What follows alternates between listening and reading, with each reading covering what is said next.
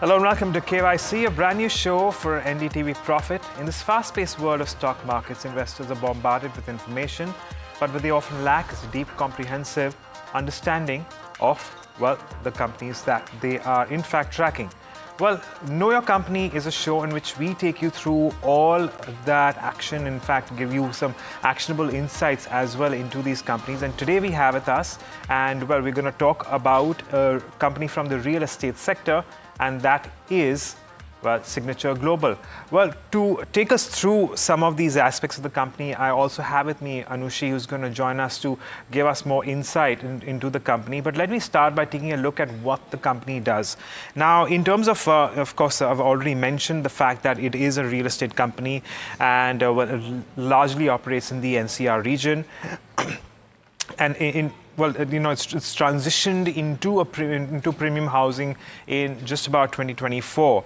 It did venture into the mid-income housing market back in 2017, and at the moment, the market share of 13% in NCR and about 27% of its market share in Gurugram in terms of absorption of housing units from 80 lakhs to 5 crores. That's the ticket size around which Signature Global works with. And in terms of its project pipeline too, it has a pretty healthy one. Well, in terms of million square feet, it currently has an ongoing project pipeline of around 15.8 million. Recently launched includes about 9.5 million square feet, and we still have about forthcoming about another 25.4 million square feet. But Anushi, let's talk through and let's split this up in terms of categories too. How this 15.8 million square feet is divided into the various segments. Right. So, Agam, you've mentioned at the beginning itself that the company majorly operates in the NCR region, and this is in the mid-income and the affordable housing side of the business that we are seeing. So, if we split it category-wise, mid-income on the Gurugram side, we're seeing about a 47.3% of a mix over here. In mid-income Sona side, we are seeing about a 19.7% of a mix, while in affordable side, we are looking at a 31% of mix, and in others constitute about 2.3% of mix. So, majorly focused in the mid-income and the affordable housing segments that it has started from 2014 onwards, and 2017 being the new venture that it was. 2024 focus was also on the premium housing side. So how that fares as a part of the mix is something that we should be watching out for. Absolutely. And you know, let's move on and talk about the handful of metrics we rate companies with. This is mostly towards what the company has done historically. So we talk about their operational metrics in terms of in income statement. We also take a look at the balance sheet of the company going forward. Of course, we consider the shareholding pattern, what the street is making of it, along with the fact that how it has in fact done. And among the top of the key operating metrics, well, Anushi, why don't you take us through the particulars in pre-sales and collections specifically? Well, it's been a very strong quarter for in fact, very strong first half for the business where in terms of pre-sales is concerned. Again, to note that real estate companies, the most important metrics to focus is on the kind of pre-sales numbers that comes out with the kind of launches that they've made in recent, and with the recent launches also on how they contribute to this pre-sales number. We are looking at a 217% of growth in the first half of 25, and collections about 60% of growth. This is in term 2,130 crore of a number that we are looking at. So strong performance as far as this pre-sales and collection growth is there. Absolutely. And, you know, let's also talk about sales realizations at the moment. Well, what we have is that it's risen about 14% in FY24. Sales realization standing at around 13,500 rupees per square feet, approximately from around 11.8 thousand rupees per square feet. In fact, this has moved up considerably. And if you consider how things have moved from FY22, this number stood at a little less than 4,800 rupees per square feet. And gradually, as you can see on your screen there, it has moved up at a little less than 7,900 rupees per square feet in FY23. And well, in the first half, as you can see, at its highest at the moment so far. And well, in fact, the company is expecting the realizations per square feet to stabilize in this range in FY25, and we will pick this up with the management a little later on. But that said, you know, let's also talk about how all these factors have come together and tied up into its top line and the bottom line. At least as far as its revenues are concerned, we're looking at a very healthy 18% CAGR growth over the last 2 years, with the year ending FY24. And it's actually turned from a loss-making unit to a profit-making unit in FY24 as well. So that is also, again, a big positive. The only reason why we're assigning a neutral rating to this is because, well, I reckon that investors would want to see a larger chunk in terms of profitability, as well as, the varying metrics as far as your operational levels are concerned. But again, certainly on a very, very steady footing as far as your top line is concerned. And, well, the fact that it's turned into profit is also a big positive. But Anushi, let's talk about the balance sheet then. Right. So now if you look at the balance sheet figures, if we look where the net worth is currently about 636 crore of net worth that we are looking at. This is as of the September 24 figures that we are seeing. Other than that, what is important to concentrate is the kind of debt positioning that they have. Long-term debt stands at about 1,551 crore, while the short-term debt, if we look at the end of this period, that stood at about 731 crore. So including both of these figures, we are seeing a net debt of around 1,035 crore. Now the business does intend to keep their net debt levels to operating cash flow, if you take both of these into account, below the 0.5x range. Cash balance also, we are looking at a healthy number. We are seeing about a 1,247 crore of a number. This is as of September 24 end that we are looking. So this is as far as where the balance sheet is concerned. Okay, let's move on and talk about, well, the cash flows as well. In general, of course, cash flows have seen an improvement. The reason why we wouldn't want to give too much of an importance to the half-year numbers is because it's just halfway down the mark. But it has had positive cash flows from operations in FY24. That stands at around 92 odd crores. As on September, 2024, the cash flows stood at around 294 crores in the positive. This is cash flows from operations, mind you. And its net cash flows consequently were even higher at around 472 odd crores. But like I said, we're just midway through the year. So we're just going to wait and watch, which is why it's a neutral rating here. But in terms of shareholding, Anushi, it's been a pretty well-held company. Right. In terms of where the shareholding is concerned, promoter holds about 69% of a stake in this. So a healthy shareholding that we are looking from the promoter side. Foreign institutions also constitute about 12.2% of the mix. Domestic institutions, we are seeing about 4.7% of what is there in parts of the 100% shareholding, and which leaves with the public around 13.4% of share with the public that we are seeing. So this is as far as where the shareholding is concerned. Promoters 69% of stake that we are looking at.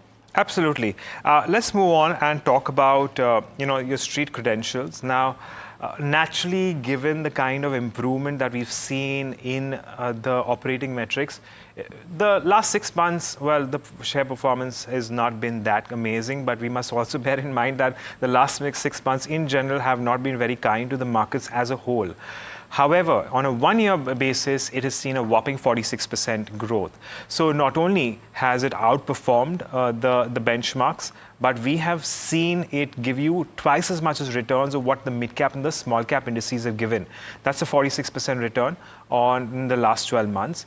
And since listing in 2023, well, it has given you returns of 3 times, 181% growth since its listing. So it certainly has moved from strength to strength, and which is why we'd give it yet another thumbs up, because it's certainly been one in favor of the shareholders of the company. But, the final metric that we wanted to also talk about this time, it was the outlook. It does seem like it's a favorable outlook, Anushi. Right, Agam. So if you look in terms of outlook, now we've spoken before about when we were discussing the portfolio mix of the company with the upcoming and the forthcoming launches, that they have about 50 million square feet of total available portfolio. So from that, if you look at ongoing projects, now these are slated to be completed by FY26. So this would lead to a revenue recognition of around 11,000 crore. This is between FY25 and FY26 that we are looking at. Estimated collection number also stands at a pretty good number. We are looking 6,500 crore from the ongoing projects. Now, for forthcoming projects, the timeline would be a bit higher. In the next 2 to 3 years, we should anticipate launches of some of the forthcoming projects that the company has stated in its presentation as well. And so this is on terms of what the ongoing and forthcoming mix could be like. As discussed, when we are talking about the net debt picture of the company aims to keep their net debt below the 0.5x level. This is from their projected operating cash surplus that they have. So this is the outlook that we are building in for Signature Global. All right. So there you have it. One of the few companies on our radar who have absolutely no thumbs downs. Let's do a little bit of recap about how it has done in the various parameters that we are judging the company. So certainly a thumbs up in terms of its operational metrics. We've seen a thumbs up in terms of its sales realizations, income statement, neutral, but a pretty steady balance sheet as well.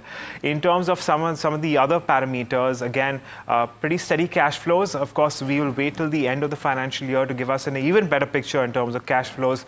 Shareholding is well-held company, very strong performance in terms of its share price, and outlook also remains pretty stable. So where does that bring the total rating to? Well, 7 out of 8, certainly not bad. And of course, this is on the back of no thumbs down on the parameters that we have for Signature Global. So it does seem like it's on a very, very steady footing that the company is moving forward. And do remember that it has also moved into the profit in FY24.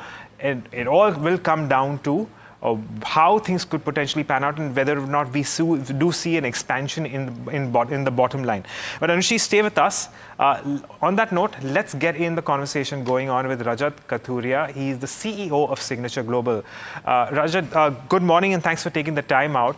Well, some very impressive operating metrics for you, Rajat. The question really is, if you could give us an idea on FY26 growth based on all the projects that you have on the anvil, and any challenges that could potentially pose for you that you guys are already factoring in as far as FY26 is concerned. Yeah, sure. Thanks a lot for inviting us to your show, and a very happy new year to you and your viewers. So I am happy that you're giving a 7 out of 8 rating. We wish it was 8 on 8. But I would like to add on to a couple of points during the course of this conversation on a few things on how one should look at the financial statements. But starting with your point on the operational side for the coming year, see, we have about 35 million square foot of developable area, of which only a small portion, about 20%, is being launched over the last calendar year. Little higher than that, but there's almost 25 million square foot which is with the company and at advanced stages of approvals, which we intend to launch over the next 2.5 years. The potential, the GDV potential of this area is almost 50,000 crores. So we are fairly bullish on the supply creation in the coming years. And usually we've seen that in middle income housing, which is the core of our strategy, supply creation leads to demand creation. So we are going to put the supply into the market over the next 2 years, and trends have been very positive over the last quite a few years actually on this strategy. Kathuria, this is Anushi joining in. First of all, wishing you a very happy 2025. What do you understand in terms of the market that you operated in, which is basically in the Gurugram region? What is the kind of industry trends that we are currently looking at? You've mentioned about demand supply. If you can get more on that side, how that would lead to the price realizations growth also for the next few quarters as we speak. And what is your overall outlook in terms of where the industry is heading for not just Gurugram, but even in the real estate sector as a whole? So, Anushri, Happy New Year to you as well. So see, Gurugram is very uniquely positioned. It's probably, one of the few places in the country where a region which was technically a suburb about, 2 decades ago is taking like a city center sort of a positioning as of today, whether it be the demand for office spaces or availability of, grade A office spaces to high-end residential projects, to retail or any other social parameters you look at. So, that ways, if you see, Gurugram is like a very highlighted area in the entire NCR market, which is our core market as well. So the demand, honestly, is too tough to estimate. We think it's much larger than what is currently being supplied, in terms of housing units by various industry players. If you look at ourselves, we've sold about 2,000 units, in the first 6 months. So even if we sell something like 3,500 to 4,000 units, in the entire year, in terms of middle income housing, units, believe me, the demand is much higher and much more, and it's too tough to predict the real demand. And that's why you'll often hear in the Gurgaon market that projects are being sold almost at the time of launch or within a very short span of launch. This is just because there is very little supply, which got created over the last decade.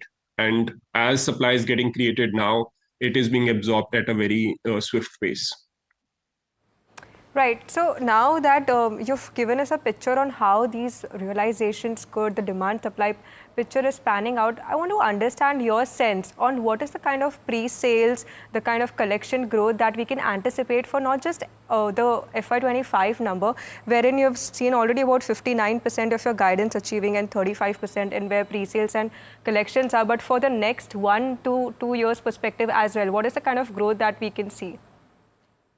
So, Anushri, we are fairly comfortable with our annual guidance of 10,000 crores. As we've already crossed 9 months, we feel very comfortable with that number getting achieved, which is for the financial year 25. Over the next 2 years, I would suggest that one can comfortably underwrite about a 20% odd sales growth to be achieved by the company. Rajat, can you come in on your operating metrics? What is a good, ratio to judge your profitability? Because you're in the real estate sector. Because from what I understand is that you guys have recently entered into the premium housing segment as well in 2024. Does that mean that your operating metrics become even better in terms of your profitability? Sure. So I'll just spend a minute over the broad strategy and then coming on to some of the operating numbers and how one should, look at some of, in a way, any real estate development company. So, see, our core of our strategy is to do middle income housing. Okay, that's what we've been doing. It was more towards value housing when we started, and we pivoted towards middle income housing over the last, in about 3 to 4 years ago. So the core of our strategy is to do homes which are for, households buying their first aspirational home. So, that's the need which we are addressing within our society. We've done 2 successful experiments on top of this core strategy. So in a way, we've added 2 more layers to, the strategy to make, our growth and more sustainable in nature. We went a little towards premium housing. So we launched 2 projects by the name of Titanium SPR and Deluxe GXP during the last calendar year, and we saw fairly good response on both of these projects. In addition to that, we've also launched 2 large townships which are on the peripheral areas of Gurgaon, which comprised of low-rise independent floors, which is effectively middle-income housing, or multi-purpose use commercial sort of plots. Both of these townships have also seen a fairly good response, especially the township by the name of Dakshin in southern Gurugram has seen very good traction from the customers. So, we have more tools available with us today. While the core strategies of middle income housing, we can stretch it up and take it up to premium housing depending on how the demand supply dynamics are playing out. Otherwise, we are very happy doing just middle income housing. Or, we are also very happy to have successfully tested this large format sort of developments. Each of these townships are more than 100 acres of development, and hence, there's very good, flawless, very nicely designed townships which one can do just at the outskirts of the city. So that's on the core strategy piece. But if you look at the operating matrix, for a real estate company, what's happening is that from a profit and loss account basis, we are recognizing revenue on completed contract method of accounting, which means that once you've completed a project and done the realizations from the customers, only then only then it gets reflected into the profit and loss account. What it also means is that what you're seeing in the profit and loss account is the picture which existed about 4 years ago. Construction cycle is at least of 4 years. So, as a thumb rule, or just as in a layman way, we are looking at a picture of the company which was there 4 years ago. So effectively, financial year 2021 projects which we would have launched are getting completed over a 4 year span, and that's what you're seeing in the current profit and loss account. Now, it gets a little tricky for companies which have seen J-shaped sort of numbers over the last 3 to 4 years, like ours. In financial year 21, we were doing pre-sales of about 1,600 odd crores. This year, we are targeting 10,000 crores. So it's a perfect example of, J-shaped growth in a company.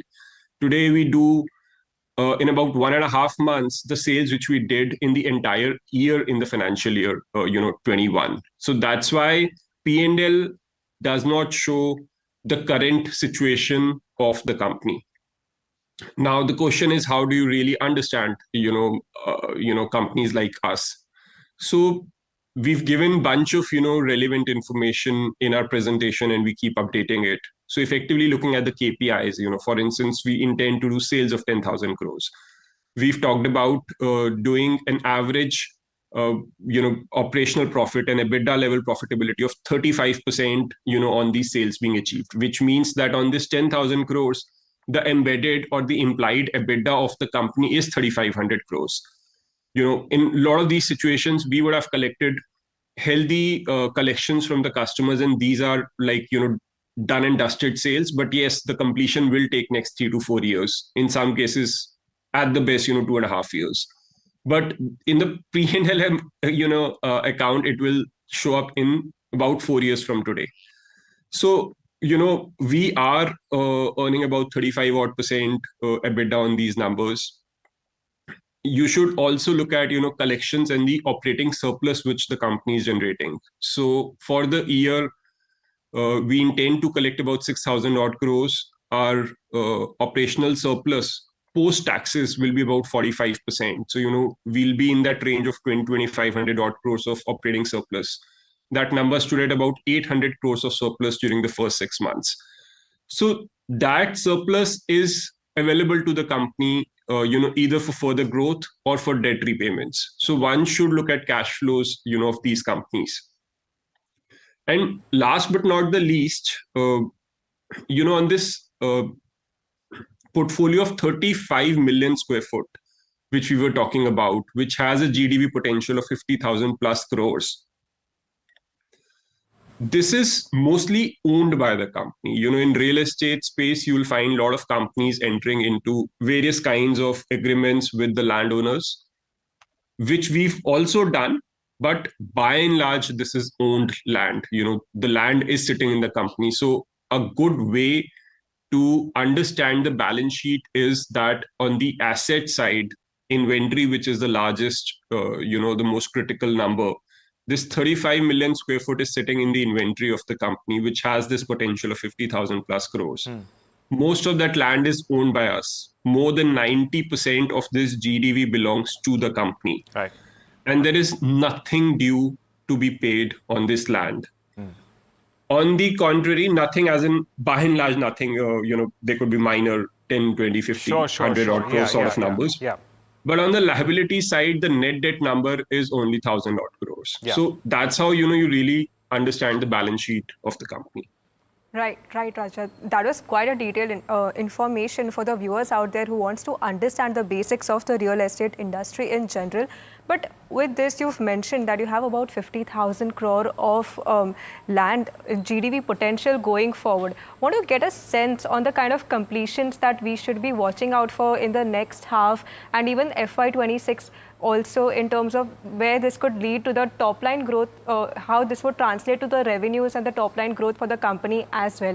And also, if you can just a quick follow up on that, if you can talk about the market share positioning of the company as well that you have. Where do you see the market share increasing to in the future? So, Anushri,